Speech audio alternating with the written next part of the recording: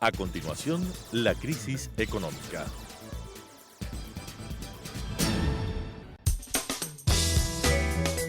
Clasificación B, bajo supervisión de un adulto.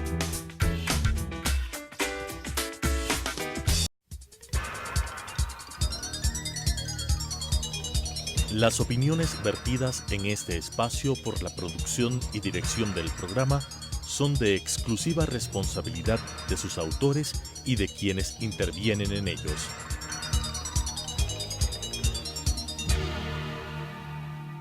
Telesucesos Canal 29 UHF presenta La crisis económica, asuntos de tipo económico, financiero, fiscal, competitividad, sector externo, cómo restaurar los equilibrios macroeconómicos del país, cuáles son sus soluciones para restaurar no solamente los equilibrios, sino iniciar la recuperación económica que todos los ecuatorianos queremos en este país, con la conducción del economista César Robalino Gonzaga. La crisis económica. Estimados amigos y amigas, muy buenas noches. Gracias por estar con nosotros nuevamente en este programa que hemos denominado La crisis económica del Ecuador.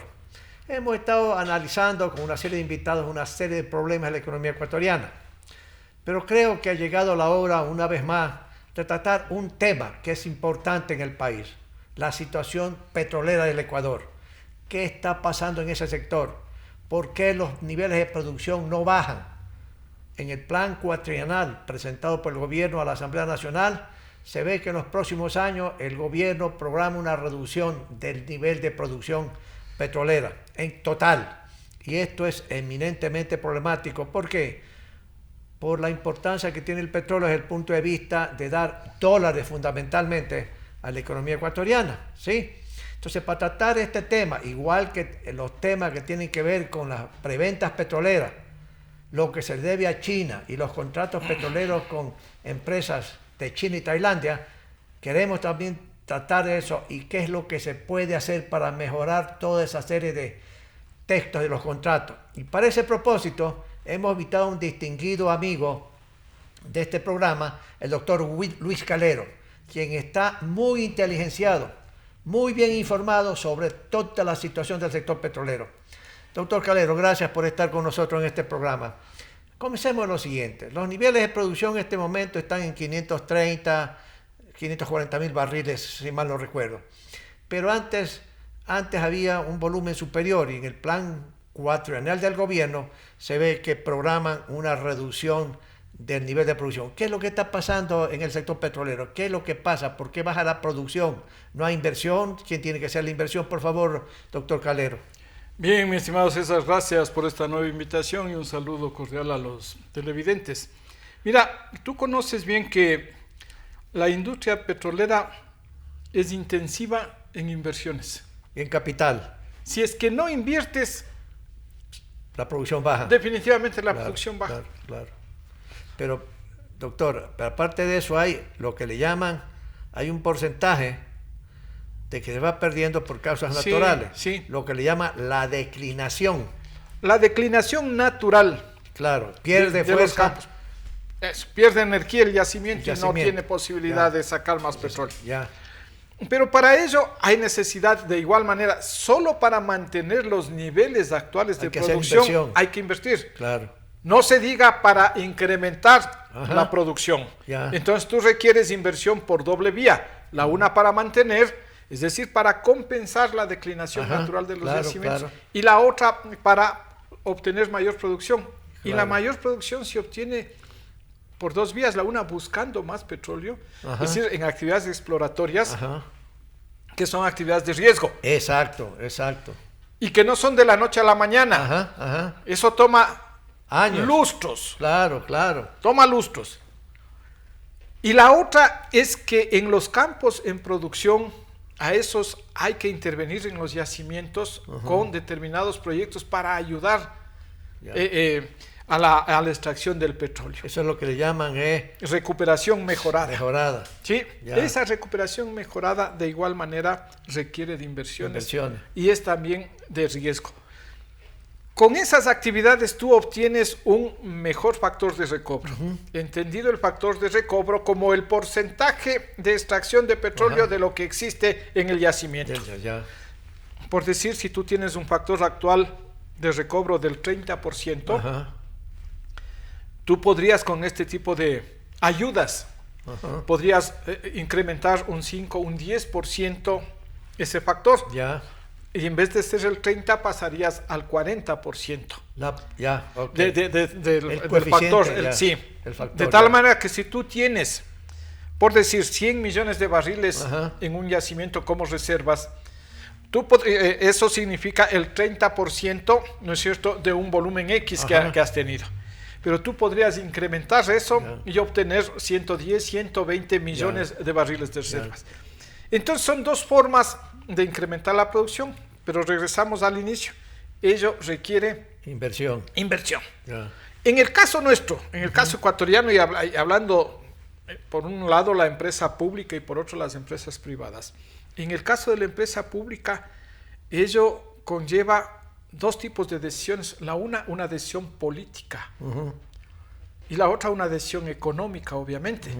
La decisión política de impulsar, de cumplir con la Constitución, de cumplir con lo que la Constitución ha asignado como competencia al sector público, lo que el Estado se reservó para sí, desde el punto de vista constitucional, y de que lo haga la empresa pública. Y una decisión económica en el sentido de que el área económica, de política económica del gobierno, debe entender que si no provee de los recursos, o sea, el Ministerio de Finanzas... El Ministerio de Finanzas, yo hablo en general del sector económico, ¿no es cierto? Si no llega a entender, porque aquí me parece que es un tema de comprensión del problema de fondo, que si no llega a entender que sin recursos la empresa pública no puede producir más petróleo ni el actual, y al irse abajo la producción, se van abajo las previsiones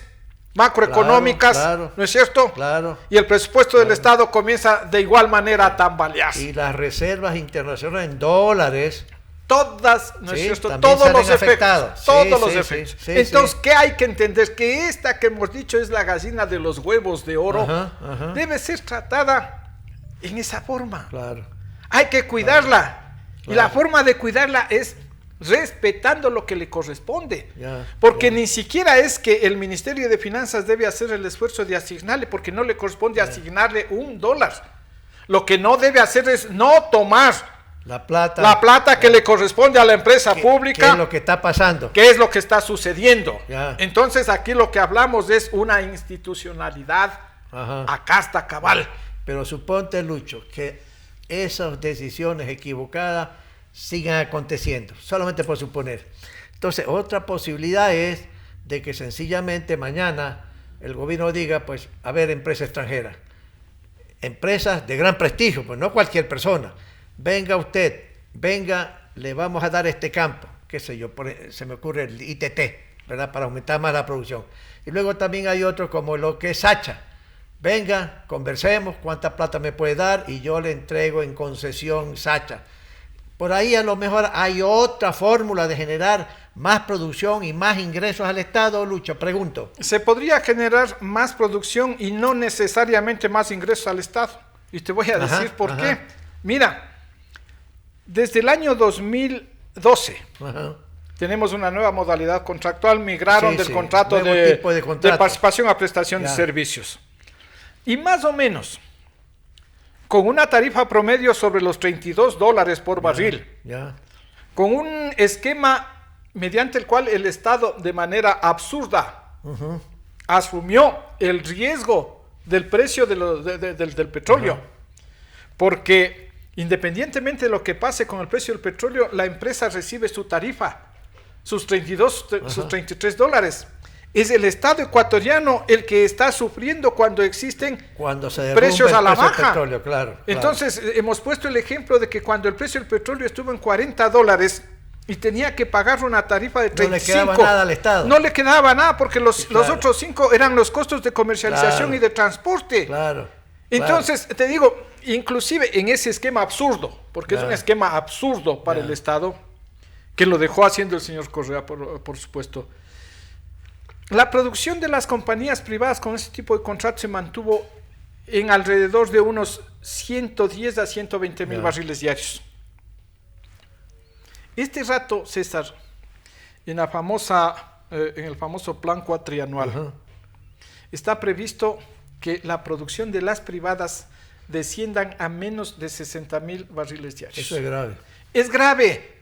Entonces estamos frente a por lo menos 50 mil barriles diarios que van a descender en el caso de las privadas. Conclusión, el hecho de que estén compañías privadas gestionando, operando sus campos petroleros no significa necesariamente ni que tengas más producción, ni que los ingresos para el Estado sean superiores. Bien, ¿cuál es el problema aquí? Que con esas compañías no se hizo una negociación adecuada. Que las inversiones fueron para los primeros años. Claro. Pues resulta obvio que ¿qué empresa que tiene por vencer su contrato va a realizar inversiones? No va a hacer inversiones. No va a hacer ninguna inversión. De acuerdo. Sin embargo, es muy posible que en la tarifa está promediado todo, las inversiones para el periodo. Sin embargo, no se consensuó, no se estipuló, ¿no es cierto?, que las inversiones fueran programadas en tramos para que existiera este tramo final. O sea, cuando también se hicieran inversiones. El punto ahí es la forma de negociar y el tipo de contrato. Así es. En ese sentido, entonces yo ratifico lo que he manifestado en varias oportunidades. Ninguna forma contractual por sí misma es buena ni mala. Lo que existen son contratos bien negociados o mal negociados. Claro. En este caso estamos viendo que son contratos mal negociados. Claro. Pero entonces ya debieron percatarse las autoridades del sector y debieron propiciar una renegociación de esos contratos. Forzar a las compañías a renegociar los contratos a fin de que incursionen en lo que hablábamos hace un momento, en proyectos de recuperación mejorada. Porque eso es lo que corresponde. O sea, a nadie se le puede ocurrir exigir niveles de producción cuando las reservas no son infinitas, ¿no es cierto? Son limitadas, cuando las condiciones naturales de los campos, de los yacimientos no permiten en determinado momento producir más, y aún más cuando pudiendo existir producción, esta económicamente no es rentable. Claro, pero Lucho, veamos el ITT. Hay un nivel de producción X en tal campo, etcétera. ¿Qué más se puede hacer para de ahí salga un poco más de petróleo? Aparte que hay que hacer inversiones, ¿no? Porque, ¿qué nomás se puede hacer? Porque claro, lo que tú dices, en ese plan cuatrienal en que se programa la reducción de los niveles de producción, eso va a ser grave para la economía y para el nuevo gobierno que se avecina, porque como bien tú dices, no hay inversiones. Pero ¿cómo podemos neutralizar eso a los efectos de meterle más producción? Todos los gobiernos, Lucho, en todas partes del mundo, produciendo cantidades grandes, pequeñas, lo que sea, tienen dos objetivos específicos. No los únicos, pero primero, aumento de reservas probadas y segundo, aumentos de producción. Pero aquí, a nivel de aumento de producción van reduciendo y se van a ir reduciendo, que es contradictorio a lo que es una política normal. ¿Qué se puede hacer, Lucho, en el ITT, en el Yasuní, concretamente? Vamos a ir al ITT, mi estimado César. En el esquema anterior, permíteme dar una información que es relevante. De acuerdo, Lucho. Se dieron dos rondas. La una denominada de campos menores y la otra oil and gas. Dos rondas. O intracampos, perdón. ¿No es cierto? Se dieron. Mira, un informe presentado por el ex gerente de Petroamazonas, lamentablemente fallecido. Falleció, sí.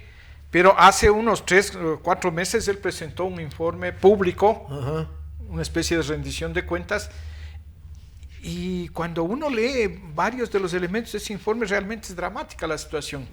Existen campos de estos denominados menores, de los contratos que se hicieron en los campos menores.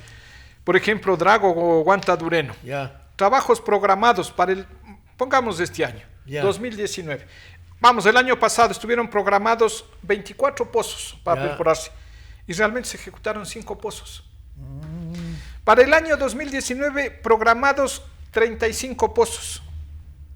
Y a la fecha de este informe, que era ya más de medio año, porque esta me parece que fue julio-agosto, 6 pozos. 6 pozos de 35. Total, tú tienes aquí de 59. Escúchame, de 59 pozos programados en 2 años, se redujo. Se habían perforado 11. Claro. Preocupante. Preocupante. Sí. Vamos. Preocupante. Paraguaco. Claro.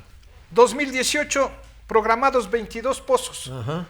Realizados 2 pozos. Para el 2019, programados 20 pozos. Ejecutados 3 pozos. Madre. Sí. Sí. Paca Norte. Programados 2. En el 18, ejecutados 2. 100%. Mire usted. Para el 2019, programados 5. Ejecutados 0. 0. Campos Oil and Gas. Ya. Campos Oso y Uralpa. No estoy dando los nombres de las compañías porque no se trata de afectar, sino de establecer una realidad. Para el 2019 programados 11 pozos. Y sin embargo se habían hecho 3 pozos hasta esa fecha. Cuyabeno Sanzaguari, 9 programados en el 2019 y realizado 1. ¿Sí? Blanca Vinita, 8 programados y 0. Esto te lleva, estas son empresas privadas. ¿Sí? A que fueron mal seleccionadas, a que las bases no fueron rigurosas, que no se seleccionaron con parámetros de solvencia económica, de solvencia técnica por parte de las empresas. Porque muchos piensan, y algunos ejecutivos inclusive del sector, algunos funcionarios pensaban que hay que hacer ahorros. Como siempre se está hablando en el país que hay que ahorrar, que el sector público tiene que disminuir el gasto, etcétera. Pero existen determinadas actividades en que no puedes, así es, no se puede. No debes estar en ahorros de cocina. Sí, de acuerdo. ¿Sí? De acuerdo. Y petróleo, pones en riesgo la producción. Claro. Pones en riesgo la vida de las personas, de quienes están operando. Claro. Mira, se desprecia o se menosprecia la especialización, los estándares internacionales. A una persona, si hacemos un parangón, que tienen que intervenirle en el cerebro, en el corazón, cirugías especializadas, tú no le ubicas a cualquier médico. Claro, de acuerdo. Peor a un enfermero. Porque si no se muere. Peor a un enfermero. Claro, sí. Ni siquiera a un médico. Tiene que ir a los especialistas. Entonces tiene que ir a un especialista. Y aún en determinados casos, subespecialistas. Es decir, gente que acredite la capacidad para hacer ese trabajo.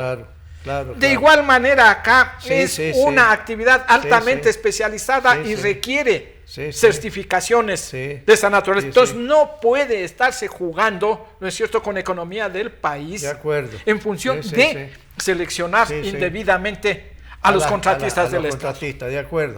Bien, este era un paréntesis por aquí para dejar en evidencia algunos elementos. Mira, el Yasuní, yo no sé por qué en el ITT, por qué desde este año no comenzó a explotarse Ispingo. Pero hay un anuncio, creo que hay ahora, en estos días. He visto un anuncio, pero para 2020, que se incrementará en X volumen la producción. Yo digo, existían unas tantas plataformas, no me acuerdo, 7 o 9 plataformas que estuvieron autorizadas en definitiva para las cuales se dio la licencia ambiental.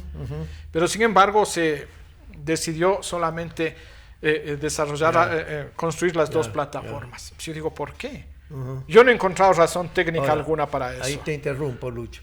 Hace 6 meses, 8 meses, creo que un año, el presidente declaró, en esta zona del Yasuní, que se puede perforar, aumentar la producción, etcétera, yo no lo voy a hacer, que lo haga el próximo gobierno. Entonces uno dice, ¿qué pasó, presidente? Hoy por hoy tiene que decir, bueno, me equivoqué, ministro, entre, programe. No puede directamente, hay que tratar de ver qué compañía, como tú decías, bien seleccionada, un contrato adecuado. ¿Para qué? Para que venga y diga, muy bien, aquí estoy yo, aquí se perfora, aquí se produce y se aumenta la producción. ¿Sí? Pero el presidente mismo pues dijo algo de eso, Luis, ¿no? Y eso es lo que yo tampoco no fue comprensible. ¿Por qué? Porque sencillamente se está viendo las tendencias de los niveles de producción, y luego se está viendo los problemas económicos y fiscales de tal naturaleza que uno dice, bueno, pero ¿dónde quieres ir? Pues ¿dónde quieres sacar recursos financieros si no te permiten A, B, C? No te permiten aumento de precio de combustible, no te permiten aumento de tributo, etcétera, etcétera. Entonces, óigame amigo, ¿cómo vas a sobrevivir financieramente hasta que entregues el poder? Entonces yo supongo que tendrán que hacerlo, Luis, ¿qué te parece? Yo creo que sí, y hay un anuncio en ese sentido, me parece, uno de los periódicos en esto, hoy ha publicitado un anuncio en ese sentido, o ha explicitado, más bien dicho, un pronunciamiento oficial de que Ispingo entrará en producción y con eso incrementará en algunas decenas de miles de barriles, lo cual debió, digo, desde mi punto de vista, haberse iniciado desde este año. Ahora, el momento en que tú quitas 80,000 barriles promedio este rato del ITT, ¿cuánto te va quedando? Desnuda la realidad de los otros campos. Desnuda la realidad de los otros campos. Vamos a hacer, ojalá me invites en las próximas semanas para tener un comparativo, hacer una simulación, un escenario de lo que ha sucedido, de lo que está sucediendo con los otros campos, porque es necesario alertar qué es lo que está sucediendo en los otros campos y de todas maneras hay las autoridades del sector que entiendo están con buena voluntad para incursionar en nuevas iniciativas, puedan adoptar las medidas que correspondan. ¿Sí? Pero yo creo que definitivamente tiene que, y está bien que el ministro haya anunciado que tratará de establecer algún acuerdo, algún pacto con los sectores ambientalistas, ecológicos, eso es fundamental. Yo he dicho siempre, ellos podrían jugar un papel fundamental como veedores, unas veedurías de esas que siempre se hablan, las veedurías ciudadanas. Yo creo que ahí deberían estar estos grupos, estas organizaciones que tienen perfecto derecho a expresar lo suyo, pero vayan y contribuyan de esa manera. No se opongan a más extracción petrolera ni minera. Pues no. Ahora, Lucho, fíjate, hay una información en estos días que se ha llevado a cabo una reunión entre el señor ministro de Petróleos y una serie de compañías nacionales y una compañía europea, ¿no? Porque le asignaron no sé cuántos campos y el contrato en que se le asignó a esa compañía, dijeron, muy bien, yo me hago cargo de esto, me ha asignado y voy a poner el financiamiento. Pero parece ser que en la práctica no puso el financiamiento, subcontrató con algunas compañías de servicios nacionales y esa compañía ha recibido los trabajos de todas esas compañías nacionales y le debe 80, 100 millones de dólares, y las compañías pequeñas nacionales que están contratadas por esta compañía europea, sencillamente le dicen, no nos pagas, le han dicho al gobierno, no me pagan, yo paralizo la producción. Entonces, claro, el ministro, pues, alertado, dice, no, ¿qué pasó? Véngase a conversar conmigo, aquí tenemos que hallar una solución, pero a mí no me bajan la producción. Pero tú tienes ahí el tema de no haber seleccionado bien la compañía, que se firmó un contrato con financiamiento y la compañía obtuvo financiamiento para un propósito diferente y no para poder pagarles a las compañías nacionales que hacían su trabajo para la producción ABC de tal o cual campo, ¿no? Entonces, yo digo, esa es una prueba concreta de lo que tú dices. Hay que saber seleccionar la compañía para estos propósitos con un contrato adecuado para los intereses del país. Pues, Lucho, pasando a otro punto, la política de preventas petroleras. Y ahí aparece, pues, sencillamente China continental, Tailandia, pero más China que Tailandia. Y hay algunas personas han dicho, oiga, amigos, sencillamente hay que desconocer todos esos contratos que son ilegales, etcétera, etcétera, etcétera, etcétera, y libere el petróleo que ha comprometido, etcétera, etcétera, etcétera, y venden spot porque va a usted tener 3, 4, 5 dólares más por barril para el gobierno ecuatoriano. ¿Cómo ves tú todo eso de ahí? Especialmente ahora que alguna gente dice, no estés pensando en impuestos, no estés pensando en esta cosa. Aquí tienes en petróleo. Desconoce los contratos con Petrochina y Petrocalanta, etcétera, etcétera, etcétera. Desconoce todo eso. Libera todo eso y vas a tener más recursos. Eso de ahí, Lucho. ¿Qué comentario puedes hacer? A ver, mira, César, yo creo que lo deseable no siempre es factible.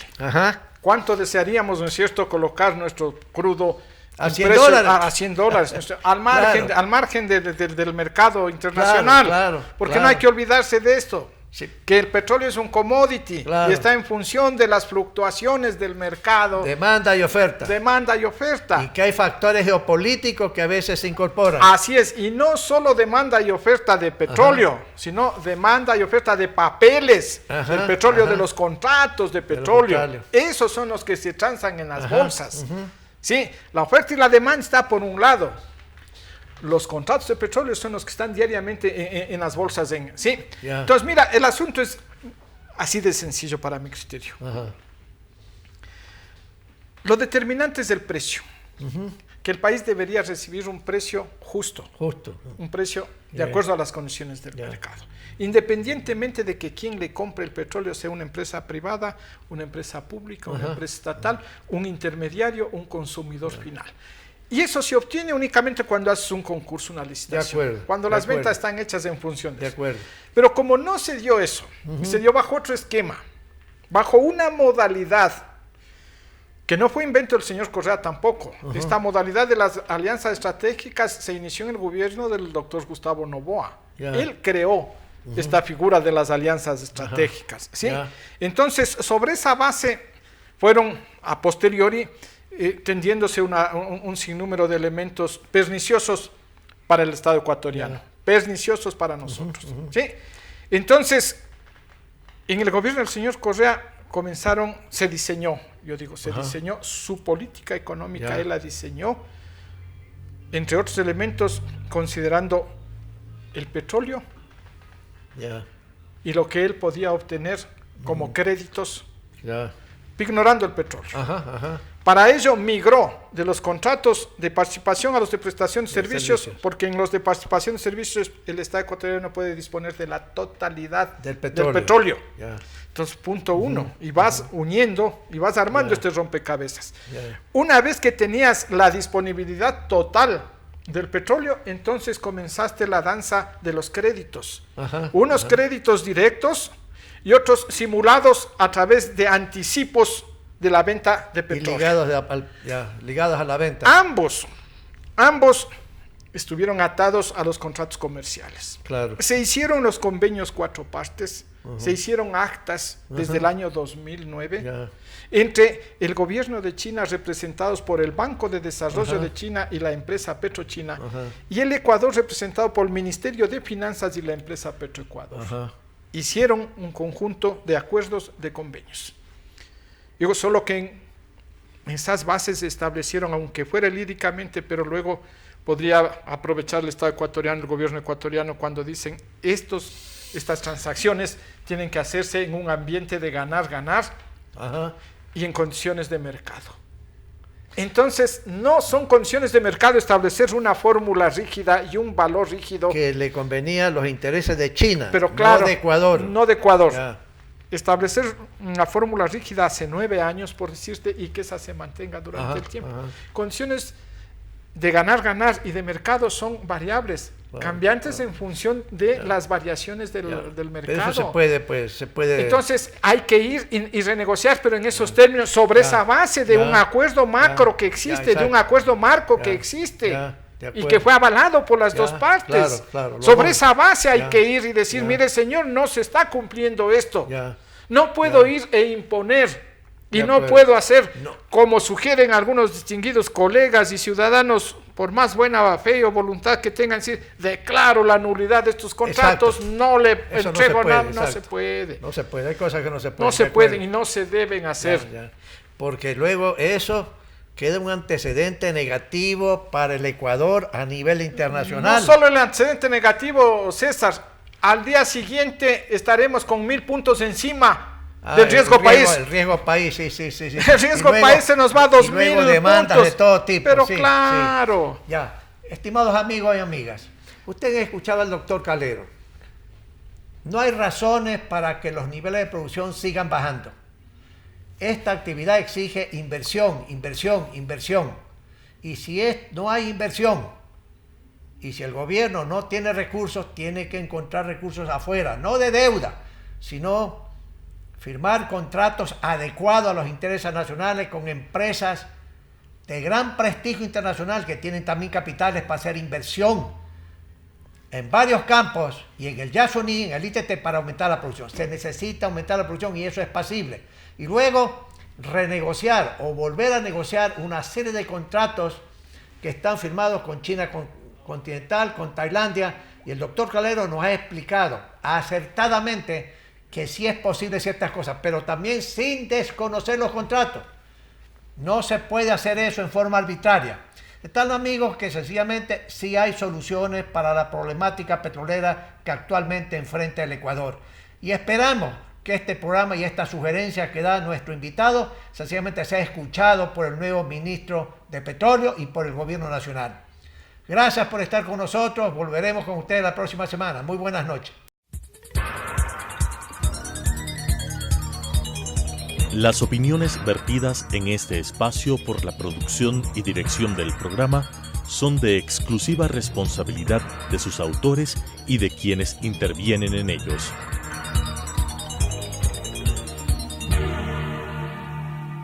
Telesucesos Canal 29 UHF presentó La crisis económica, asuntos de tipo económico, financiero, fiscal, competitividad, sector externo, cómo restaurar los equilibrios macroeconómicos del país, cuáles son sus soluciones para restaurar no solamente los equilibrios, sino iniciar la recuperación económica que todos los ecuatorianos queremos en este país, con la conducción del economista César Robalino Gonzaga. La crisis económica.